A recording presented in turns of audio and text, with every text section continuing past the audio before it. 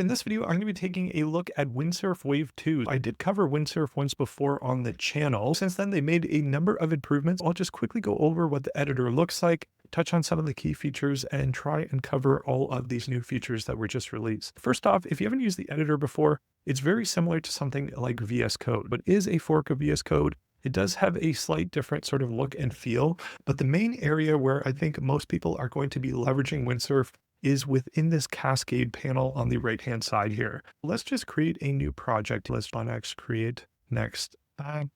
We'll create it within the root of our directory here. What I'm going to do here is I'm just going to make this a little bit smaller so we can take a look at what we're building. I'm just going to say update the home component to read developers digest. All right, here we go. So it went in and it found our page.tsx. Now, obviously, this is a very simple change, but just for demonstration's sake, I'll go through some simple examples just to show you how the editor works. I'll go and I'll accept that change. We see developers digest, get started, etc., so on and so forth. I'm going to say add in a mobile-friendly navigation component and add in a simple footer. The great thing with this is if your request requires it to make multiple directories and multiple files, it will methodically go through step by step and create everything for you. Here we saw it just made this new folder with our navigation component as well as our footer component. It's moving back to our page where it's going to update the page to include those components. And without even clicking save or anything, I see the changes reflected here. Here we have this mobile-friendly navigation. We have our footer, and we have the page edit that we originally had. The great thing with Codium is you can go through the files, you can tab through just like this, and you can also move forward or backwards in the different changes. And it's great because what I can do here is if I accept all of these, within this cascade panel, I can also just revert to the previous step. Let's say you decided you wanted to go in a different direction and you want to go back one step or you want to go back 20 steps. You can just scroll up to wherever you were within your conversation and you can just implement what you had previously done. That's a really nice feature. Now, the other nice thing within here is you can see all of your premium credits, your premium flow credits. Right now, I believe if you're a new user, it's $15 a month. If you did check out Windsurf when they came out, it's still $10 a month. I've been using this for about 4 days. I did use it one day quite a bit. That's why I'm about halfway through the credits. Depending on what you're doing, you can definitely blow through this. Like I was really pushing it pretty hard on the weekend, just trying to see what it could do. Now, the only issue that I really ran into is when I started to give really long files to it. So like over 1,000 lines of code, where sometimes it wouldn't generate quite right. There would be some compilation errors and stuff like that. So that's just one thing to consider. Now, the other thing that I noticed, if you do revert different steps and you do check out the errors tab, is sometimes it will still have components that you actually have deleted. So here, for instance, the React navigation component, it's completely gone and I can't clear this edit. It sort of have this bug. I believe I've also seen this within Cursor. So this might not even be a Windsurf specific thing. It might be more of a VS Code thing where if you're removing files and you're in a Next.js project or something like this, that it throws something like that. Let's go ahead and regenerate what we had just asked for. And while that's going on, let's go through a few different features as it's regenerating those components. You do have access to the @ commands. Within here, you can access the web by simply typing web. And what you could do is you could say something like, I want to implement the new Firecrawl extract endpoint into my application and integrate it. I'll send that through. And what's great with this is what it's doing is it's actually scraping the top results for Firecrawl. It's gathering those different sources. It's creating an outline. It's going to analyze the content. And then based on the results, it's going to choose the most relevant content to what you're asking for. And then it's actually going to go and apply it. There's quite a few different steps, and it is really quite enjoyable of an experience. Like you definitely feel like you're very involved in the process still. It's not something where you can just go and you can put in a query like go and make me an app that's going to make me $1 million or anything like that. This is definitely not that. But what you can do is you can really quickly push this and you're really just sort of limited to your own personal bandwidth on whatever you're building. If you just want to keep pushing this and pushing this, you can get pretty far. So now one thing to note with LLMs in general, this isn't a Windsurf thing, but sometimes the design sensibilities are not quite top notch. Here's an underwhelming sort of design sort of feels. But before we move on, I want to thank today's sponsor, Brilliant.org. Brilliant offers a unique approach to learning that aligns perfectly with problem solving. Their platform is designed around interactive hands-on lessons in math, science, computer science, and artificial intelligence. What sets Brilliant apart is their focus on active learning instead of passive video lectures. You're not just watching, you're engaging with thought-provoking problems and intuitive explanations.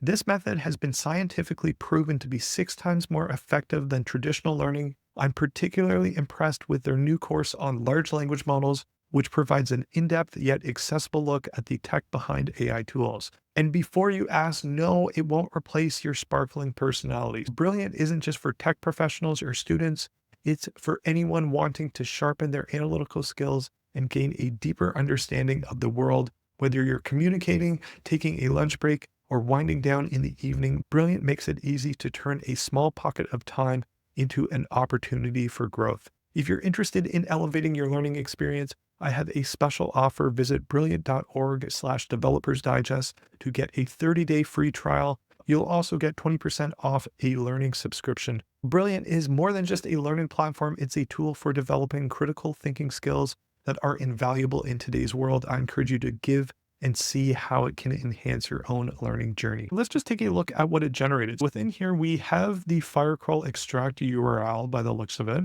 The interesting with this is it chose not to use the SDK. We have 2 different routes here. We have a post and a get route. We do have some error handling here. So if there isn't a URL, just throw out that message back to the user.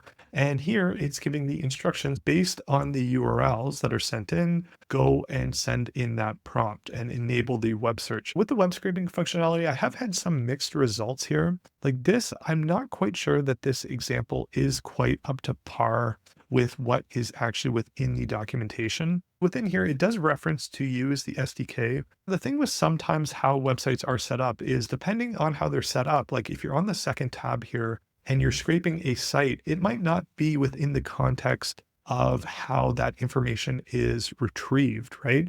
Some sites you might actually have to click certain things to actually be able to reference that content.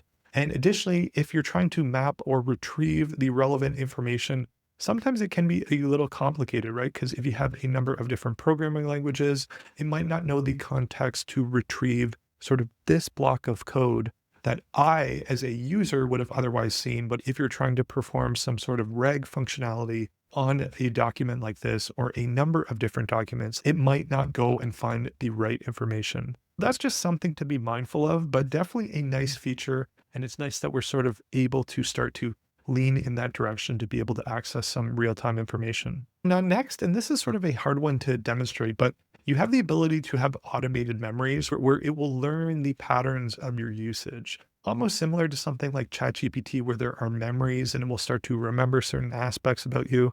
It seems like that's a similar or maybe an adjacent idea to something like that, where it will begin to sort of understand the way that you like to potentially do things. Some ideas around that, like maybe in a Next.js application, you want to use app router rather than the page router. And it will hopefully quickly have that quote unquote memory of being able to understand that. You can also access the underlying IDE shell as well. So for instance, if I just go ahead and I close this out and I say start the server and I send that through, this is just a simple example, but what it will do here is it will go and it will run it within this terminal. So rather than just having it bound within this chat panel with this terminal that's going up and down, it's sort of within the typical terminal that you'd interact with. You can go ahead and cancel this out, and whatever you type within this, it will reflect on that panel as well. So it has all of the context of whatever you're doing within the terminal when you access it like this. And here is sort of the indication that you're within the terminal that the Cascade has access to. You can also add in additional terminals. Just be mindful of, it's very clearly indicated which terminal the Cascade window has access to. Next, another cool feature is if you have a broken piece of code, what you can do is you can go and hover over that piece of code, and you can actually just click to explain and fix it.